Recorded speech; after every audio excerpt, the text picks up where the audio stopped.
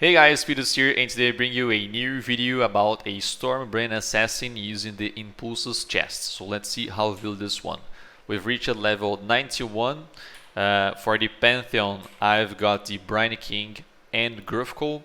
For the Bandits, I've helped Alira for the critical strike multiplier and the resists. And the Ascendancy, first node that we got was opportunistic because of the increased movement speed. Helps us a lot while mapping and of course while leveling. And also, not only our damage from critical strikes cannot be reflected, but most importantly, we have 25% more damage while there is at most one rare or unique enemy nearby. This helps us a lot when fighting against bosses.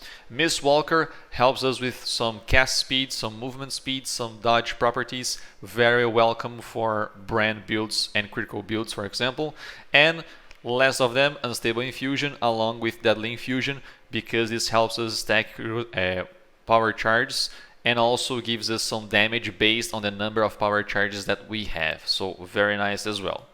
For the tree, I've prepared again another POB based on leveling, separating by your leveling. So as you can see here, you have some points you can check down there as you level what path you should take. Obviously, the best person to choose this is you, to increase the nodes based on how you're feeling the character is leveling. But I've separated some levels here, so at least you can have some idea on what I would go if I was leveling my character. And also on the notes here, some gems that you could use for your leveling, as well as 2 Axiom Perpetuum to help out your leveling. So talking about the jewels, another thing that I want to consider here is I'm going to use a timeless jewel. That's something that I'm not really big fan of, because this sometimes can make a build a bit complicated for others to replicate.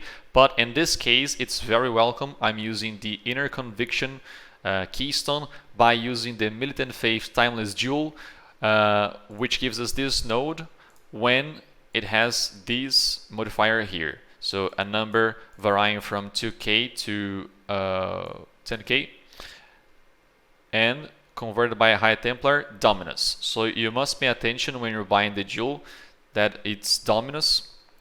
So as you can see here in game, you cannot see on the POB, but you can see actually in game.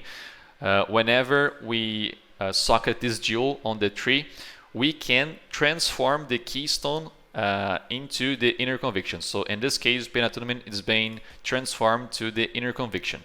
It gives us 3% more spell damage per power charge, and also these traveling points here are all transformed into Devotion. Each Devotion gives us increased elemental damage, 4% increased elemental damage per 10 Devotion. So it's a lot of increased damage as well. This modifier here is not obviously necessary. I had the chance to buy this jewel for around 75C, so it was very cheap in my opinion, considering it can give a lot of elemental damage as well. But the most important thing here is to give more spell damage per power charge. So very welcome jewel for the build. Talking about the cluster jewels here, I've got a large cluster jewel with 8 passive skills. A very nice news here for those who don't know yet. All the large cluster jewels gives us 2 added passive skills, are jewel sockets, and all the medium clusters gives us a 1 passive skill, are jewel socket. So you don't have to worry anymore about getting the passive skills are jewel sockets on the explicits of the jewel anymore. Another thing that you should have in mind is to buy a increased elemental damage 1, so you can get the Dorian's Lesson, Sadist, and Vengeful Commander. Vengeful Commander is, in my opinion, the least important of those, because it gives us some increased aura effect of hatred, which is nice. But Dorian's Lesson is even nicer because it has elemental damage leached as life, some increased elemental damage, and Sadist giving us plenty of increased elemental damage whenever we shock an enemy recently, which is basically all the time. Our medium cluster jewel is a 5 passive one. As you can see here, it has also the 1 passive skill is a jewel socket because it's a medium cluster, and brand damage.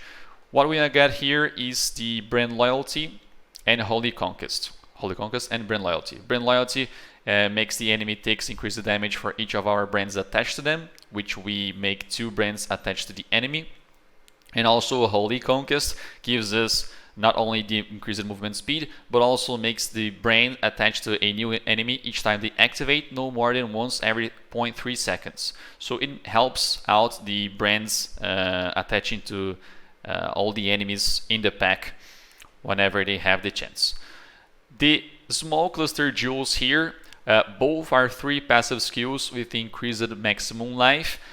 I was trying to get the fatal node, but it was very hard even with the harvest crafting, so I gave up and I found an alternative to this one, which was surging vitality. Gives us some increased maximum life, almost the same as fatal, which was 10, now it's 8%. With this node we have some regen as well, so it's very welcome as well for the build. The basic jewel that we are using is a maximum life with any increased critical strike multiplier that affects the Storm brand. Can be lightning skills, can be spells, can be the regular critical strike multiplier.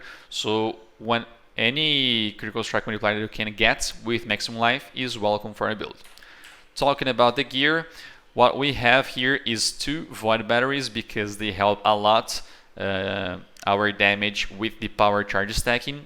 Not only the spell damage per power charge, but also they give us each one of them plus 1 maximum power charge. So very nice one for the build. Our helmet here is another helmet, very nice for the power charge stacking. What I did was to buy a 84 helmet base with the enchant of the Storm brand penetration. And then I used a Warlord's Exalted on this helmet so you could get the influence from this Conqueror. And after that, I then was possible to craft the +1 power charges. How I did that? I used the Harvest Crafting, which is OP in this league. Seriously, it's really easy to get amazing items in this league. And maximum power charges is usually a hard mod to get. But with Harvest Crafting, it's really easy. I used 1 single craft of Critical Strike and I managed to get a +1 power charge. Then I thought, oh, that was really easy. I tried a few more to get the maximum power charges with the Critical Strike multiplier, which wasn't possible. So then, as soon as I get the opportunity to get the +1 power charge again, I stopped the crafting, and this was the result. I got some, as you can see, pretty shit, maximum energy shield, maximum life, 6% increased rarity. I didn't care at all. As soon as it had a open suffix, I was happy. So then I could craft the resistance that I needed at the time. So with Harvest Crafting, a helmet like this is really easy to get, and also to craft, and even better, it's even easier. Not easier, but it will take more time, but it's easier compared to PoE from previous PoE before Harvest. So yeah, that's the helmet for the build. For the amulet, I got a amulet with cast speed, global critical strike multiplier, some life, and I crafted then area damage. I bought this amulet for very cheap. I think it was 5 or 10 chaos. I think it was 5. And then I crafted the area damage. As you can see here, Stormbrand has the AoE tag, so this damage applies to your build. And also, if you have more currency or want to craft a better amulet with the Harvest Crafting, you can get damage penetration, +1 to intelligence level gems, anything that really helps us scale our damage. Also, the amulet is a very nice source of dexterity, which you will need for the build since the Inpulsa has some dex requirements. For the rings, again, this ring was really simple to craft using the Critical Strike Reforge from the Harvest Crafting. Then I tried to get the some better nodes, but then I was going to craft something else. The result was this, a very simple ring, Assassin's Mark on hit. You can obviously and you have obviously plenty of space to get even better modifiers on this ring if you want. Like this one, for example, it has spell damage, also light damage to spells, some life, resists. Those are the nodes that you want to aim when you're crafting your rings or buying your rings. Resist, life, some damage whenever you can, and obviously the Assassin's Mark on hit on one of them. These gloves here works very well with the chest that we are using because the impulses can change, but the most important thing here is that the shocks that we inflict spread to other enemies within a radius of 15. When you're using the impulses, it basically destroys the whole screen, all the mobs that are on the screen. It is very, very nice. Also take the chance to talk about the Inpulsa. Whenever we kill an enemy, the shocked enemies will explode, dealing 5% of the life as lightning damage, which cannot shock. So very, very nice chest to use when clearing packs with a build that can shock. So in our case, it is very nice. This belt here, again, it is a very simple belt that I was using on another build. This is why it has increased elemental damage with attack skills. This modifier is useless, but it has some life, some resists, and if you can and have currency and have the opportunity to craft on harvest, you can have a elemental damage belt, a lightning damage belt, increased spell damage during any flask effect. There's plenty of option there to get better results, better belt for this build. So feel free to craft a better one.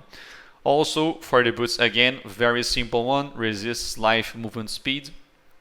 Nothing really new here. Also a good thing is to have a maximum life and phasing for 4 seconds on kill. This will help you out when clearing packs as well. For the flasks, we have life, divine, diamond flask, sorry, a Sirus promise, and also a cinder swallow to help us out with clearing packs. Makes us more, increases our survivability, gives us some critical strike chance during flask effects, and our quicksilver for our movementation.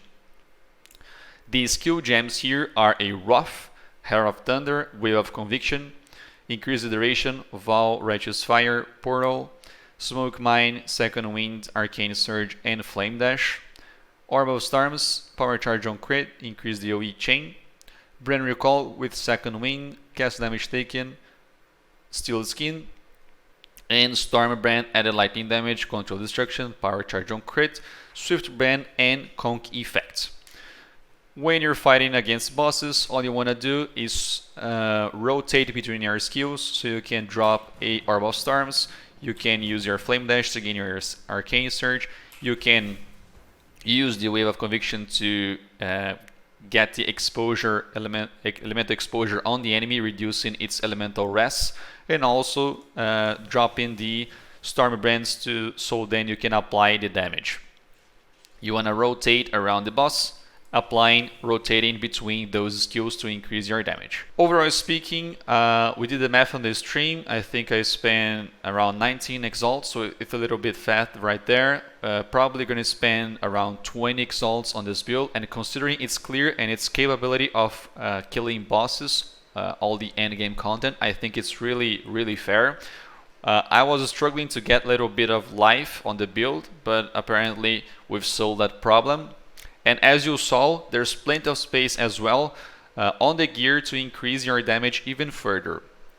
So I was really happy with this one.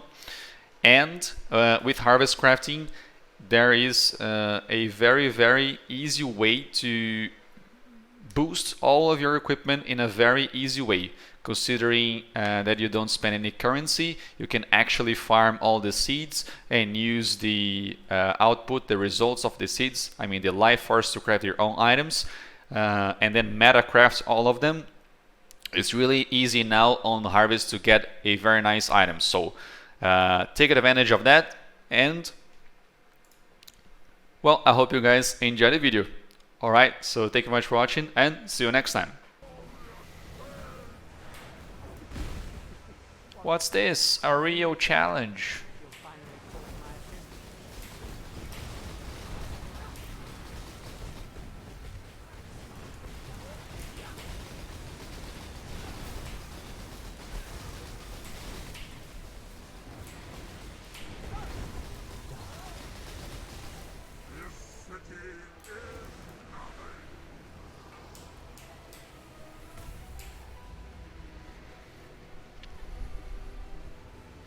Avalio sim, mano. Avalio sim. Deixa eu só... Ah, bom. Ah, tá bonita essa daqui, hein? Ideal seria você conseguir remover esse Burning e colocar um Flat Fire. Aí, mano. Show de bola.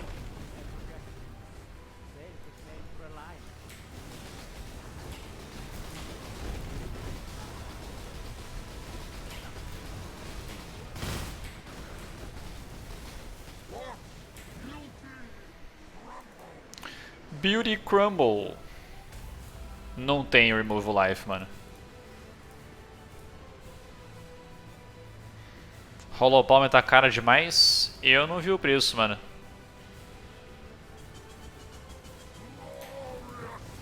Eu teria que procurar no Poi Ninja. One with Nothing.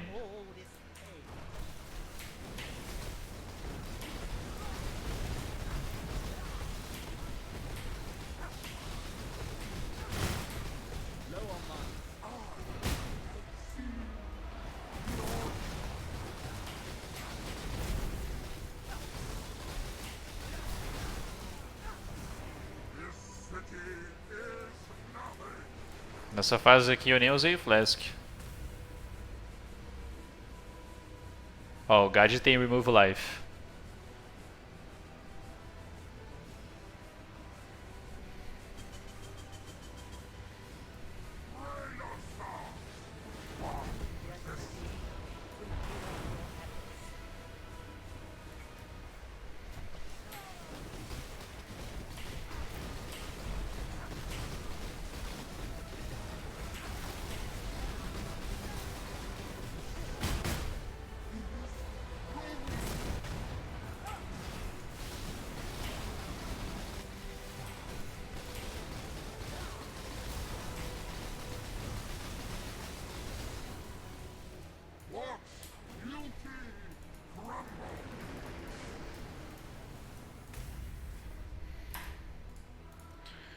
Gadzera.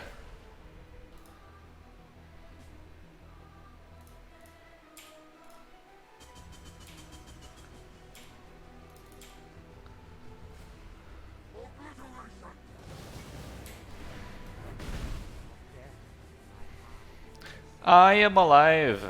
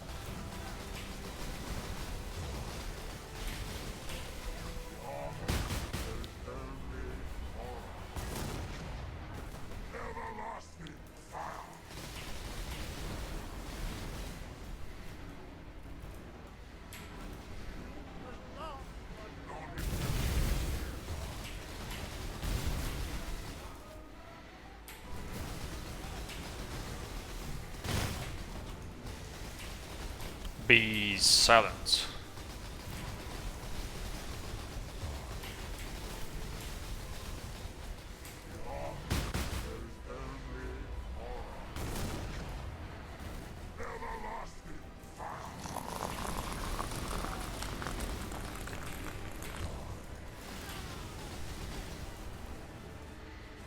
Parece que esse Sirus tá mó rápido, vocês não acham?